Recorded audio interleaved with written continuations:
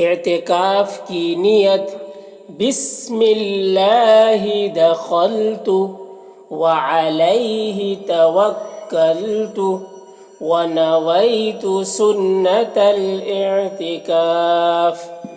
اعتکاف کی نیت، اس کا ترجمہ ہے بسم اللہ دخلت، اللہ کے نام سے میں داخل ہوا مسجد میں، وعلیہ توکلت، اور اسی پر میں نے بھروسہ کیا، ونویت سنت الاعتکاف، اور میں نے سنت اعتکاف کی نیت کی۔ تو جب آپ اعتکاف کریں تو اس وقت آپ اس طریقے سے اعتکاف کی نیت کر سکتے ہیں۔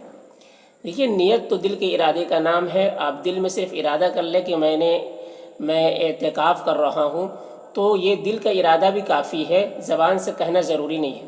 اگر زبان سے کہہ لیں تو بہتر ہے، اور اگر آپ اس دعا کو، اس نیت جو عربی میں نیت ہے، اس کو یاد کر لیں اور اس طریقے سے کہہ لیں تو اور زیادہ بہتر ہے۔ آپ کو دل کو اطمینان ہو جائے گا کہ ہاں میں نے نیت کر لی ہے۔ اور نیت ضروری ہے، کسی بھی کام کے لیے نیت ضروری ہے۔ بغیر نیت کے وہ عمل درست نہیں ہوتا ہے، اور وہ درست نہیں ہوتا ہے، اس پر کوئی ثواب نہیں ملتا ہے۔ تو نیت ضروری ہے، کوئی بھی کام کرے تو نیت ضروری ہے کہ یہ کام میں کس لیے کر رہا ہوں۔ ٹھیک ہے، تو دیکھیے اعتکاف جو ہے یہ اس کی 3 قسمیں ہوتی ہیں اعتکاف کی۔ ایک اعتکاف واجب ہے۔ واجب اس اعتکاف کو کہتے ہیں، کسی نے نظر مانی کہ میں فلاں کام ہو جائے گا تو میں اعتکاف کروں گا، تو وہ کام جب پورا ہو جائے تو اعتکاف کرنا یہ واجب ہے، اگر نہیں کرے گا تو گنہگار ہوگا۔ اور ایک جو ہے اعتکاف وہ مستحب ہے، کہ آپ کبھی بھی کسی وقت مسجد میں جائے، نماز کے لیے جائے، یا ایسے خالی وقت ہے آپ مسجد میں جائے اور اعتکاف کی نیت کر لیں، تو آپ جتنی دیر تک رہیں گے تو آپ کو اعتکاف کا ثواب ملے گا۔ اور تیسری قسم ہے سنت مؤکدہ۔ سنت مؤکدہ یہ رمضان کے اخیر عشرے میں، جو 21 رمضان سے چاند دکھنے سے پہلے تک جو 10 دن کا اعتکاف ہوتا ہے رمضان میں، اس کو سنت مؤکدہ کہتے ہیں۔ تو یہ اعتکاف کی 3 قسمیں ہوتی ہیں۔ اور اعتکاف کرنا سب سے افضل تو ہوتا ہے کہ مسجد حرام میں اعتکاف کرنا یہ سب سے افضل ہوتا ہے۔ آپ کو اگر موقع ملے تو آپ مسجد حرام میں، اگر اعتکاف کرنے کا موقع ملے تو مسجد حرام میں اعتکاف کریں۔ اور اس کے بعد جو فضیلت ہے وہ مسجد نبوی کا ہے۔ اس کے بعد مسجد نبوی میں اعتکاف کرنا یہ سب سے افضل ہوتا ہے۔ اس کے بعد بیت المقدس میں اعتکاف کرنا یہ زیادہ افضل ہے۔ اس کے بعد جامع مسجد کا، جہاں پر جماعت سے نماز ہوتی ہو، اور اگر جامع مسجد میں جماعت کا انتظام نہ ہو تو محلے کی جو مسجد ہے اس میں۔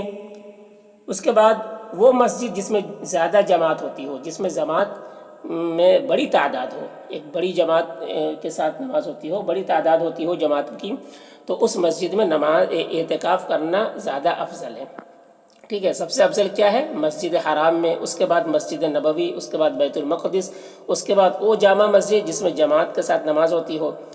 اور اگر جامع مسجد میں جماعت کا انتظام نہ ہو تو پھر محلے کی مسجد میں اعتکاف کریں، اور محلے کی مسجد میں بھی اس مسجد میں جس میں جماعت زیادہ ہوتی ہو، جماعت مطلب زیادہ لوگ نماز پڑھتے ہو، تو اس میں اعتکاف کرنا سب سے بہتر ہوتا ہے۔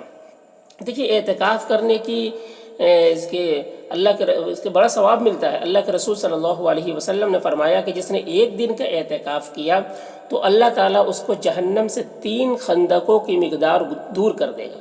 خندق آپ سمجھتے ہیں، غزوہ خندق کے موقع پر خندق کھودی گئی تھی، ٹھیک ہے، گڑھا کھودا گیا تھا، تو 3 خندق کے مطلب دوری پہ، یعنی جہنم میں وہ نہیں جائے گا۔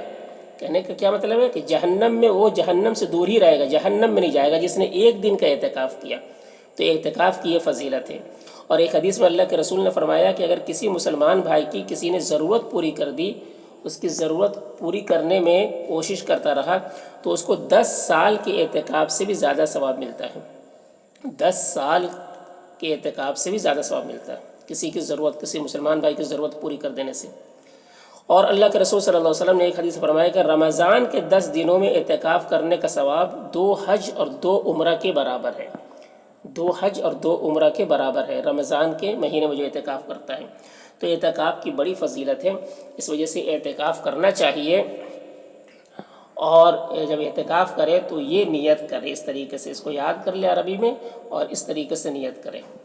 تو ایک بار پھر سے دیکھ لیجئے، اعتکاف کی نیت: بسم اللہ دخلت وعلیہ توکلت ونویت سنت الاعتکاف۔